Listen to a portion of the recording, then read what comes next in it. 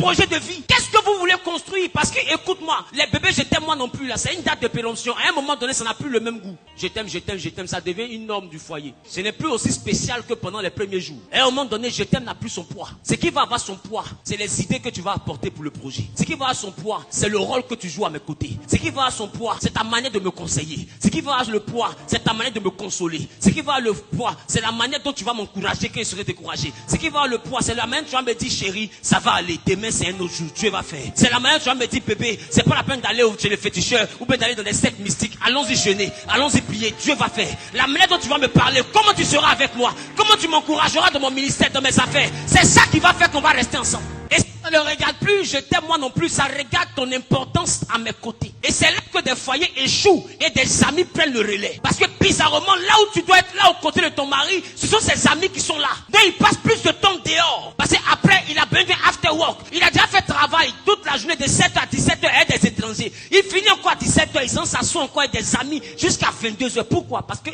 la maison, là, on ne va rien lui dire. À la maison, ça ne l'intéresse pas. Ce qui intéresse, c'est qu'à la maison, là, ma pommade est finie, gaz est fini. Donc quand il arrive à la maison, il a l'impression qu'il est retourné au travail. Non, l'enfant là a avalé moitié. Ta fille là, elle a avalé compas. L'autre là, elle est tombée dans la GN. Aïe, GN, comment dire, c'est l'enfer. Non, c'est pas l'enfer, c'était bougie. Aïe. Et c'est des problèmes. Non, la maison n'est plus un endroit de repos. Alors il a besoin de se reposer dans after work. Sinon, si là-bas à la maison, il y a son aide, elle va courir pour aller à la maison. Il va courir pour aller à la maison. Rappelle-toi, au début, quand vous étiez en train de dire, moi j'aime ça, puis lui aussi répondait, moi aussi j'aime ça. Est-ce que quelqu'un pouvait raccrocher le téléphone? Pendant que vous partagez les mêmes valeurs au téléphone, vous causez pendant 6 heures.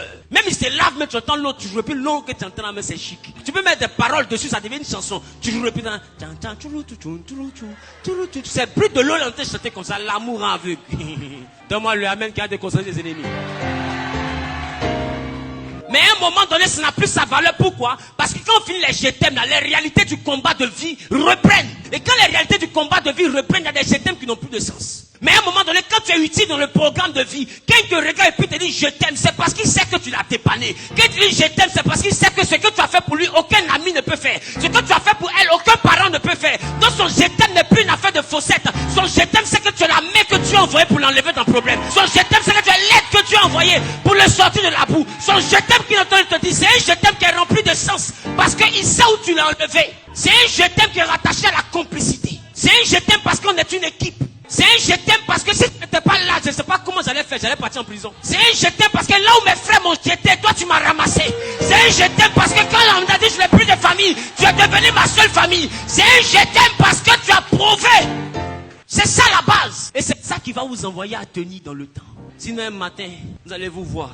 Et puis c'est comme si vous ne vous êtes jamais aimé. Et dans son visage, tu vas voir la continuité de tes problèmes. C'est quand tu le regardes là, c'est comme s'il est le bras allongé de tes problèmes. Il devient un nouveau problème à côté de toi. Et personne n'a envie de quitter le problème pour venir dormir à côté de problème.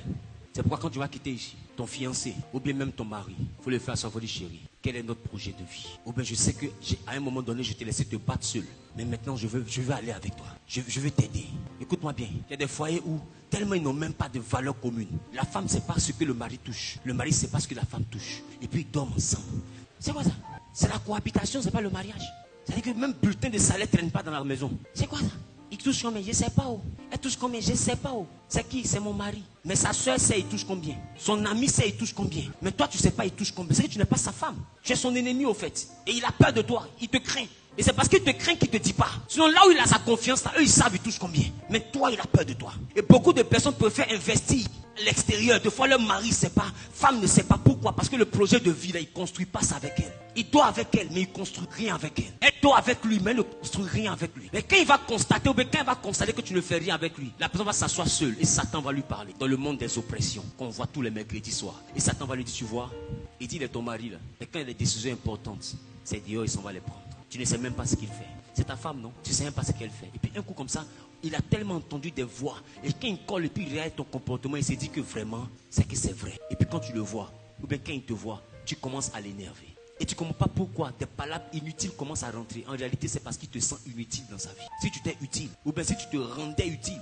Écoute, ce n'est pas à ton partenaire de trouver ta place. C'est à toi de te faire une place. Joe, je suis derrière une guerre. Je n'ai pas allé chez ta brûlée pour que tu t'asseyes. Quand on entend frapper ton frère au carrefour, là, tu ne viens pas demander une nouvelle. Donc tu ne vas pas venir dire, est-ce que tu m'as invité? Si je suis ton frère, quand on entend me frapper, je vais t'inviter.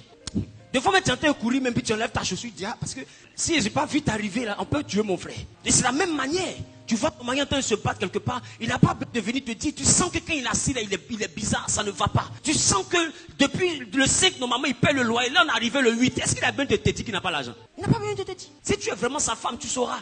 Et puis ça va lui faire plaisir. Quand il va quitter le 8 soir au travail pour arriver, et puis il dit, non chérie, j'ai payé le loyer. Mais tu as payé le loyer, pourquoi? Je vais payer. Non, c'est pas grave. Tu n'as pas besoin de dire. Si on a dépassé le 5, c'est passé, c'est chaud. Mais toi, tu as laissé, on dépasse le 5, on dépasse le 8, on dépasse le 9, on dépasse le 10. Jusqu'à huissier vient vous réveiller. Tu es couché comme si tu es morte. Et puis lui va se... Hey, Dieu. Dis à ton voisin, il faut t'inviter dans le combat de ton mari ou de ta femme. Dis à ton voisin, invite-toi.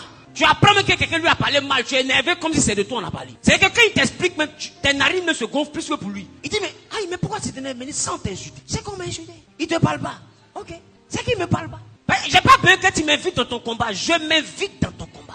Ton ami est mon ami. Et ton ennemi est mon ennemi parce que nous sommes une même chair. Celui qui ne te reçoit pas ne peut pas me recevoir. Celui qui ne te parle pas ne peut pas me parler. Celui qui ne te salue pas ne peut pas me saluer. Mais il y a des personnes, on ne salue pas ta femme, toi tu salues la personne. C'est quoi Judas même? C'est quel comportement ça? Quelqu'un ne supporte pas ton mari, toi tu le supportes. Non, on n'est pas obligé de sortir, il va te dégoûter. On est obligé. Sinon, en réalité, qui est obligé de changer tes problèmes? Mais quand tu apprends que ta maman a avalé mortier, ton mari court pour aller chercher l'argent pour venir l'opérer. Est-ce que c'est sa mère? Est-ce qu'il est obligé? Par rapport à quoi il va partir faire l'opération de ta mère? 9 mois là, c'est son visage qu'ils ont dit. C'est ton visage. Mais comme c'est ta mère, ta souffrance, c'est sa souffrance. Donc, il adopte ta mère par amour pour toi. Et tu dois adopter aussi sa vie par amour pour lui. Dis avec moi le projet de vie.